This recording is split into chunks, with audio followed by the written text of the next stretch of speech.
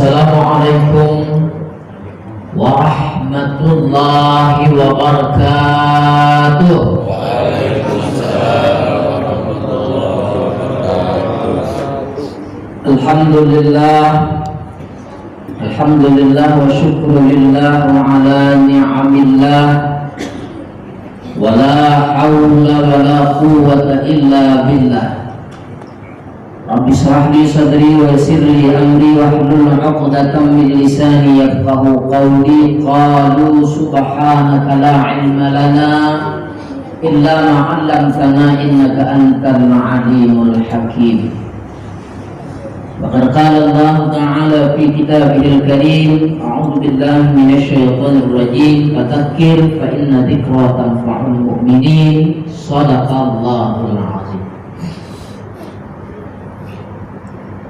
Yang saya hormati Bapak Ketua Masjid Adil Makmur, yang saya hormati segenap jamaah, Bapak Ibu hadirin jamaah sholat subuh yang berkesempatan hadir pada subuh minggu yang syahdu dan bahagia ini. Pertama dan yang paling utama, kita bersyukur kepada Allah dengan sama-sama melafazkan alhamdulillah. Karena rahmat, nikmat, karunia daripada Allah, subuh ini kita kembali dapat berjumpa, bersua serta bertatap muka lewat mimbar subuh kita pada subuh hari yang berbahagia ini. Selawat salam tidak kita lupakan, semoga selalu senantiasa tercurah pula kepada Nabi kita Muhammad sallallahu alaihi wasallam, keluarga, sahabat beserta pengikutnya. Allahumma shalli ala sayyidina Muhammad wa ala ali sayyidina Muhammad. Bapak Ibu jemaah salat subuh yang insyaallah kita semuanya dirahmati oleh Allah. Lama kita tidak jumpa, lama kita tidak bersua, tidak bertatap muka. Bapak Ibu, apa kabar? Alhamdulillah. Sehat Bapak Ibu? Alhamdulillah. Luar biasa. Pada kesempatan subuh hari ini, kepada saya diberikan tugas untuk menyampaikan tausiah. Maka saya sebagai penceramah tentu merasa berbangga hati dan merasa tersanjung kembali dapat berada di hadapan Bapak Ibu setelah 2 tahun yang lampau ya. Tsunami pandemi ini kita tidak ketemu Bapak Ibu. Malam hari ini kembali kita ketemu lagi, jumpa lagi. Bapak Ibu hadirin wal hadirat, pada subuh hari ini saya ingin membicarakan tentang bersyukur kepada Allah Subhanahu wa ta'ala. Jadi tidak muluk-muluk judul ceramah kita bersyukur kepada Allah. Sebagai landasan kita firman Allah, a'udzu billahi minasyaitonir rajim, bismillahirrahmanirrahim, alhamdulillahirabbil alamin, arrahmanir rahim, sadaqallah. Ayat ini mengawali ceramah kita pada subuh hari ini. Di dalam ayat di awal surah Al-Fatihah berbunyi alhamdulillahirabbil alamin, yang artinya kita semua Bapak Ibu sudah tahu segala puji bagi Allah, Tuhan seluruh sekalian Allah. Kenapa tidak disebutkan alhamdulillahirabbil alam? Kalau disebutkan alhamdulillahirabbil alam berarti yang ada hanya alam manusia saja Bapak Ibu. Alamin jamak daripada kata alam. Artinya banyak alam, tidak hanya alam manusia saja. Ada alam roh, ya. Ada alam rahim, ada alam syahada, alam yang nyata ini, ada alam alam arwah, kemudian ada alam alam malakut, ya, bahkan ada juga yang disebut dengan alam uluhiyah, alam jabarut dan sebagainya, banyak Bapak Ibu. Maka semua alam itu Tuhannya hanya satu saja. Siapa Bapak Ibu? Allah Subhanahu wa Ta'ala. Semuanya menyampaikan segala puja-puji kepada Allah. Semuanya adalah milik Allah Subhanahu wa Ta'ala. Bapak Ibu hadirin, Bapak Ibu hadirin wal hadirat jamaah sholat subuh yang insya Allah kita semuanya dirahmati oleh Allah Subhanahu wa Ta'ala. Menurut orang-orang ahli sufi, ahli tasawuf, bahwasanya puji itu ada 4 Bapak Ibu hadirin. Ada 4 puji. Yang pertama puji Allah bagi Allah, yang kedua puji Allah kepada hamba, yang ketiga puji hamba kepada Allah, yang keempat puji hamba bagi hamba. Puji Allah bagi Allah artinya Allah memuji dirinya. Tidak ada Bapak Ibu hadirin yang boleh memuji dirinya, hatta malaikat sekalipun, para nabi sekalipun tidak boleh, kecuali yang boleh memuji dirinya itu hanya Allah. Kenapa? Karena Allah itu memiliki segala-galanya. Dialah pencipta alam semesta dan dialah pemilik alam semesta dan dialah sang pengatur alam semesta. Wajar kalau Allah itu memuji dirinya. Menurut orang-orang ahli sufi, puji Allah bagi Allah itu ialah ada di dalam diri kita, seperti halnya turun naik nafas kita. Ada naik, ada turun. Pujinya ketika naik itu artinya keluar, itu pujinya. Hu itu artinya dia. Allahu la ilaha illahu. Allah tidak ada Tuhan melainkan dia. Jadi hu itu hu Allah juga. Ketika dia masuk ke dalam, itu pujinya adalah Allah. Jadi hari-hari itulah zikir yang tidak pernah lekang, dapat kita amalkan di mana saja. Ketika di rumah, di jalan, ketika kita mau tidur, di mana saja kita dapat berzikir Allah tanpa bibir bersuara kita dapat berzikir. Naik nafas, keluar turunnya itu Allah. Menurut orang-orang ahli sufi, zikir ini adalah puji fadil bagi fadil, artinya Allah memuji dirinya. Kemudian yang kedua, puji Allah bagi hamba. Puji Allah bagi hamba ialah bagi hambanya yang berbuat maksiat, Allah berikan kesempatan agar bertaubat. Karena Bapak Ibu hadirin, semua di antara kita ini pasti ada dosa. Ada enggak yang berani mengatakan saya tidak berdosa? Ada enggak? Tidak ada Bapak Ibu.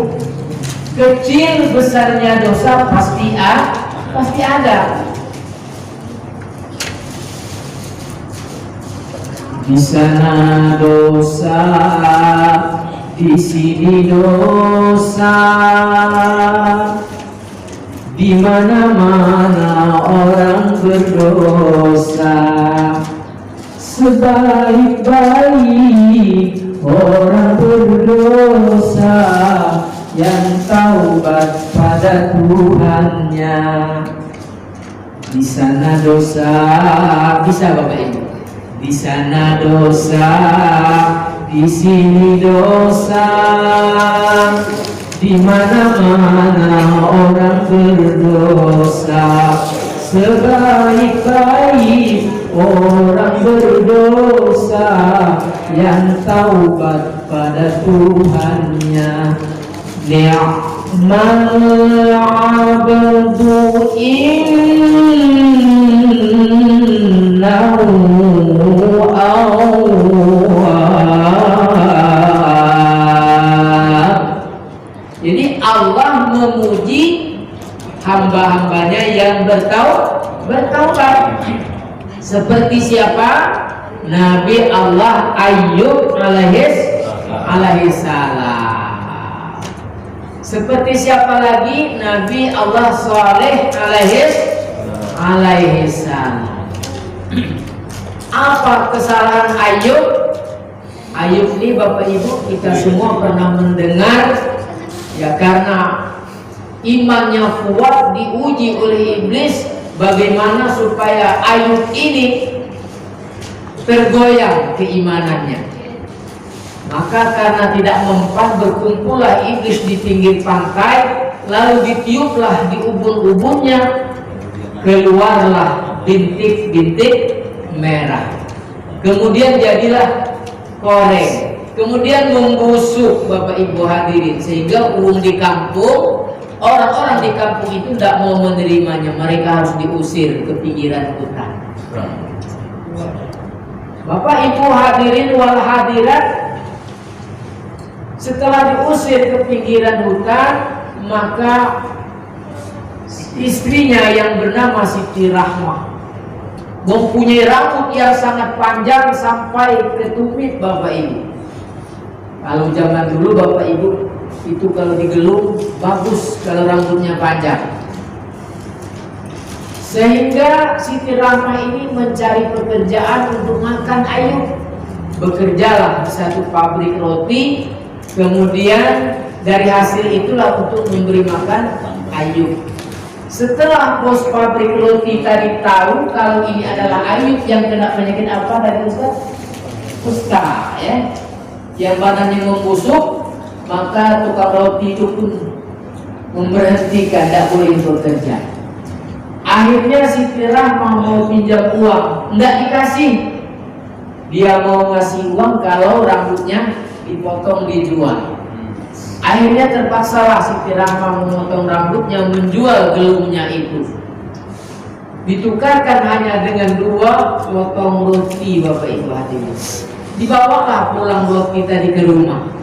Setelah sampai di rumah, Ayyub curiga, dari mana ini roti? Jangan-jangan istrinya ini berbuat mesum. Jangan-jangan selingkuh. Bahasa sekarang Pak, selingkuh. Akhirnya tertanamlah dalam hati Ayyub, andaikan nanti aku sembuh dari penyakit, akan kucambuk sebanyak 70 kali cambuk.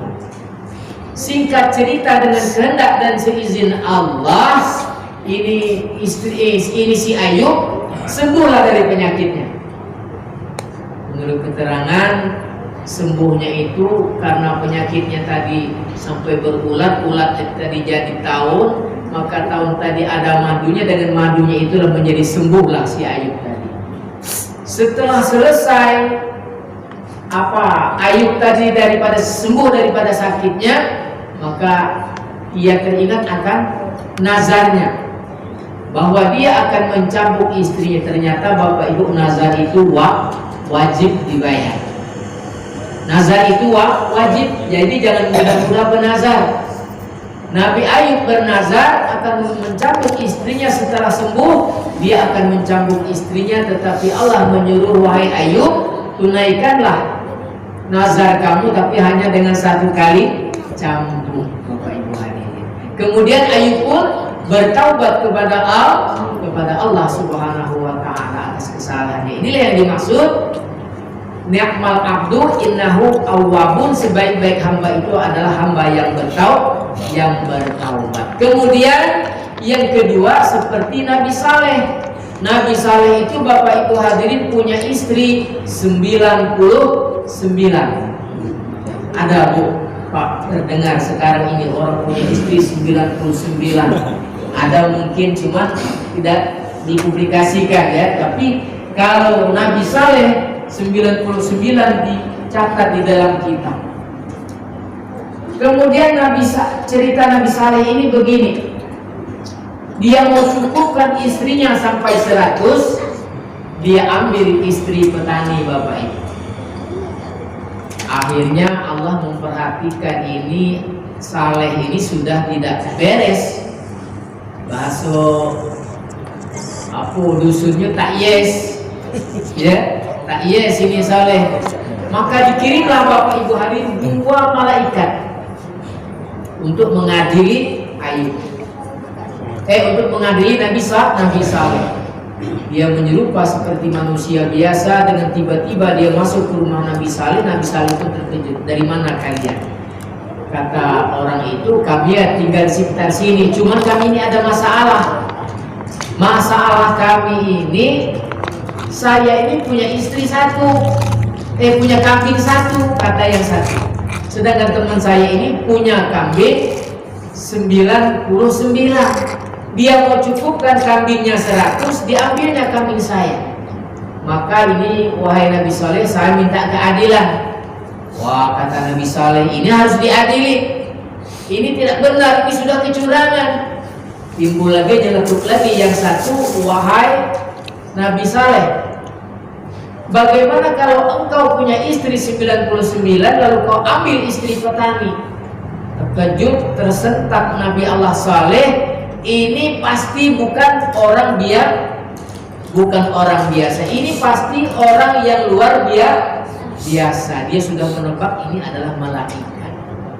Rupanya Bapak Ibu hadirin, dia adalah malaikat. Yang pada akhirnya Nabi Saleh pun bertaubat kepada Allah Subhanahu wa ta'ala.